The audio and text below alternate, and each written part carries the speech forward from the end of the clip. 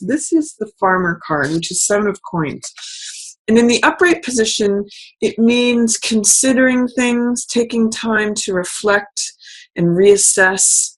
It means usually having patience, because this is a crop, this is the harvest. And if you harvest something too soon, it's usually sour. It needs time to sweeten on the vine.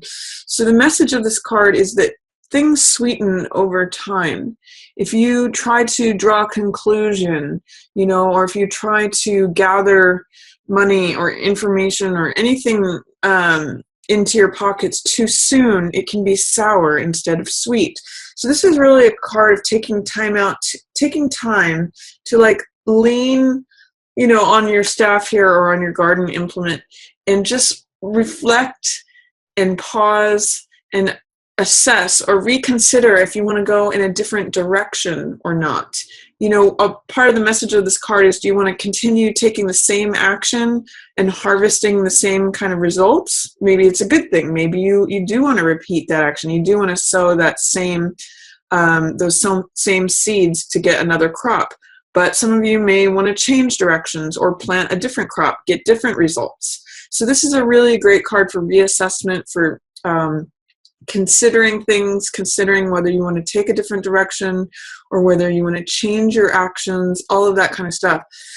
In the reverse position, what this means is that you may be having a hard time reflecting, or when things are in reverse, they're in shadow. So that means that there's either some doubt or some fear or some resistance to taking a time out and reconsidering things. Or taking different action. This could be a block towards taking different action. And it could also be having a hard time with patience, having a hard time waiting on something. So that's the message of 7 of Coins in reverse. Is what it says is it may just be hard right now to wait through it. It might be hard to get to the final decision or the final harvest, the final, whatever the actions have been creating, whatever you have been nurturing or following or developing. It may be difficult to wait for that final result. For March is a theme that's going on for you. And it's going to take some strength and endurance and fortitude to get through that. Luckily, she's highlighted for you and she's in the upright position, so it says you do have the strength. This is actually you, Virgo, in the situation. So even though it may be difficult to have patience or take that time for reconsideration, you're going to ultimately have the strength and the patience to do so. And she actually works miracles through her patience and her fortitude. She's actually able to open the jaws of the lion through her patience and her gentleness and through her inner strength. So I'll come back to that card. But what's in the shadow for you, this is the shadow position. This is Knight of Wands. And this is someone who is eccentric. He's someone who's bold. He's someone who's confident. He does things in his own unique way. He's in shadow. And the shadow position represents what we're not seeing, what is not conscious, what is below our consciousness. So for some of you, this may be a fire sign that is not in the picture right now. So this is Sagittarius, Aries, or Leo. This may be some of you who have a King of Wands archetype person who is not available right now, or who is not in the picture, who is in delay, in shadow. He's like behind the scenes. Or around the corner. So there may be someone who's influencing the situation who has that archetype.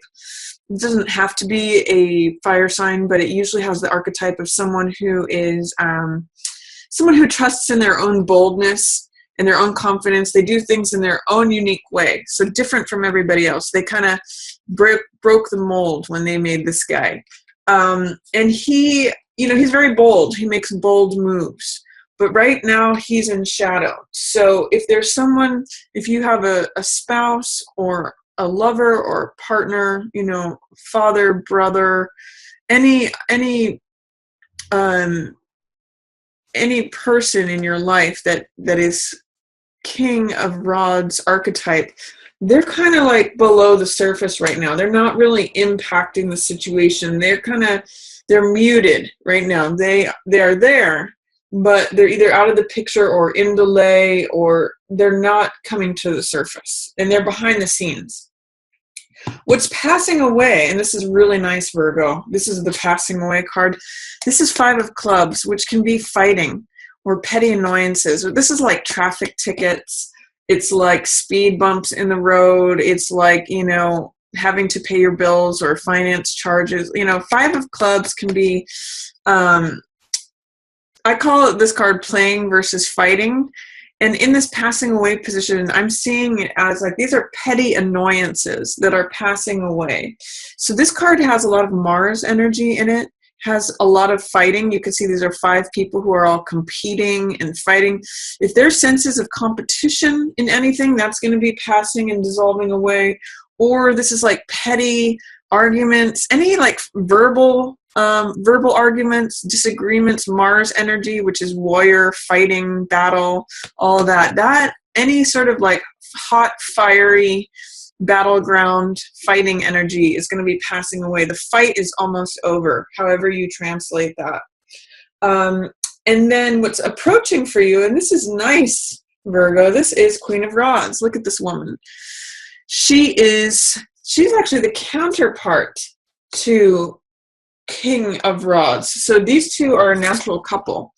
And he's kind of going to be in the shadows, and she's coming more to the forefront. You can see he's in the shadow position, and she is in the approaching position. This is near future, what's coming into being. And she is bold and radiant and confident. She's usually attractive, and she's got a sunny disposition. She's positive and enthusiastic. She's passionate. She's usually pretty witty and charming. She's a fiery person. So I'm reading this as you, Virgo. I'm reading this as you showing up as sort of the best version of yourself. And this is when the sun is shining on you, and you're in a position of authority. For some of you Virgos, this could be a family member, like a mother, a sister, an aunt, someone who has a certain amount of authority, so not necessarily someone younger than you. It's possible if they have a commanding presence or a commanding personality. So this could be a Sagittarius, a Leo, or an Aries who's going to come into play or come to the surface. But I'm reading this as you, Virgo, and this could be you and the other person. If you do have a family member that is a fire sign, this could be both of you. But I'm really getting that, she's coming into her own. She's got authority over herself. Again, she's really a happy, sunny person, and she's just energetic and wholehearted in what she does, and the sun shines on her, and she's pretty much just great to be around. She's always got this charismatic, I sometimes even call her sassy. She's just funny and witty, and she's in charge of herself. And she carries with her the sunflower, which is an image of a vitality and the sun shining on you, just a sign of life. So I really get that for you, Virgo. If you're having a hard time enduring something or making a decision about something, if you're having a hard time waiting for your crop to ripen, or if you're having a hard time assessing something or reconsidering which way to go, sometimes this card can be like at a fork in the road and trying to make a decision of which way to go. Since that's challenged for you for March, just have patience. That you actually have a lot of strength to lean on right here. These two cards, as your approaching cards and your highlight cards, really show me that you're exhibiting a lot of strength and sunniness. This is a very optimistic, if you see all the yellow in these cards, that's very optimistic. That's very golden. It's sort of like golden light is going to be shining in on you, after all this Mars energy. So tap into your own strength, your own patience, your own fortitude and endurance. And if you look at her, she's very gentle. If she's very sort of quiet. And this is a card of like, maybe just tap into that inner gentle side of you. It really bolsters your strength, that calm inner guidance that you have from yourself. It's going to help you radiate your natural, confident, bold self. And just, you know, Virgo, you're a sign of the Virgin that is connected with the earth. And I'm seeing these flowers in her hair here. I'm thinking sort of like the Virgin and the Lion. And she's taming this beast. She's got this can be like a deadly creature. He's the king of the jungle. And it's interesting too here for me to note that the king, there's something about how the king is going to be tamed. The king is going to be subdued because she's subduing the king of the jungle with her gentleness. She's bringing that gentleness to the lion, and he's in shadow. So there's something about the king being subdued or brought into gentleness. So you may relate to that in some way or not, Virgo. But that's my reading for you for March as far as the shadow highlight goes. The fiery energy is going to be passing away. You have an opportunity to sort of just be patient and make decisions and reassess situations. And then you're going to be coming more into your own authority through your own strength and gentleness, your own inner sort of quiet confidence. That's what I'm getting for you for March. So for the first half of March might be tough for you, Virgo. I'm seeing some challenges here, but the second half is a lot brighter, and I'm going to talk about both of those. So there may be some sadness as March opens. This is Three of Swords. So this is disappointment, betrayal, heartache. I just get the sense that something's heavy on your heart, Virgo, as March opens. And this is the storm clouds, which sometimes represent tears. You know, there's tears that need to be shed here in order to clear these clouds away. So if there's some sort of betrayal, disappointment, this can be third wheel energy. So sometimes this can be like being cheated on, or it can mean like not getting the job you wanted. It's just heartbreak, disappointment. The card if you look at the imagery of the card, that pretty much depicts it all. It means like having your heart pierced by something. So the first week of March, Virgo, I'm getting that something is heavy on your heart. And then the second week of March is going to be like you nurturing someone else. This is Five of Coins, which you can see this. I'm really getting ties with this woman here and this here. There's something about how the beast is being tamed in this image, and this one is like he's in her arms in both cases, and he's been wounded. He's looking for help. He's been out in the snow.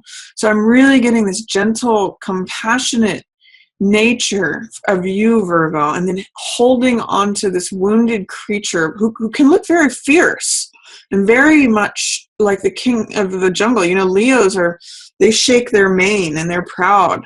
But I'm kind of getting to the sense that he kind of is running into your arms for comfort here. So whoever this might be, Virgo, someone may need your help, especially in the second week of March. Your gentleness can really be soothing to someone who usually appears as a lion. So you are the one who is, you know, normally the lion looks like the symbol of strength, but this is actually you through your gentleness and your calm, you know, that Virgo side of you that is coming out as the maiden to soothe the fierce beast. So that's the theme of the second week. And also another meaning of this card is to focus on the spiritual world rather than the physical world. All kinds of things happen out here in the physical world. But the spiritual world is always warm and glowing and available to us. Out here in the physical world, things can feel desolate. It can be cold in the Rider-Waite. It's snowing outside. So this can be like desolation, feeling isolated, feeling left out in the cold. But there's always this comfort. I always point to the stained glass where it's glowing and radiating with this warm yellow light or warm golden light. So it's really a card of focus. What do you want to focus on? Do you want to focus on the spiritual world where it's warm and always available to you? The doors are always open to you. Or are you perhaps looking at what is right in front of you, like life here on earth with it's like as Shakespeare says, all of its slings and arrows. So it's really a card of choice of focus. And I encourage you to stay warm by focusing on the spiritual side of life. Then, and however that translates for you, that's going to be different for each person. Third week of March, you're going to like really feel bold and confident and daring. This is when I think the Queen of Rods is going to show up the most. This is the Knight of Rods, so he actually comes right before her in the tarot. He's the younger version of her, and he is risk-taking. He's daring. He is courageous. Sometimes when he goes overboard, he can get a little cocky or arrogant, but he is the guy who's afraid of nothing. He goes forward. He runs into battle. He doesn't care what anyone thinks. He just goes for it. So if you're looking for some fire energy, which is about action, taking action, being brave, being courageous, being bold, trying new things out, this is your guy. So third week of March, I kind of get the sense that things are going to turn around for you. You know, you open March with a little bit of a heavy heart, but look at how you end March. You know, the rainbow ends where you are. So 10 of Cups is a card about feeling emotionally fulfilled. This is a card of family, of joy, of peace. You can see the family is holding up this cup, you know, the wife and the husband, and in the Rider-Waite, the kids are there too. So it's really a card of the family coming together.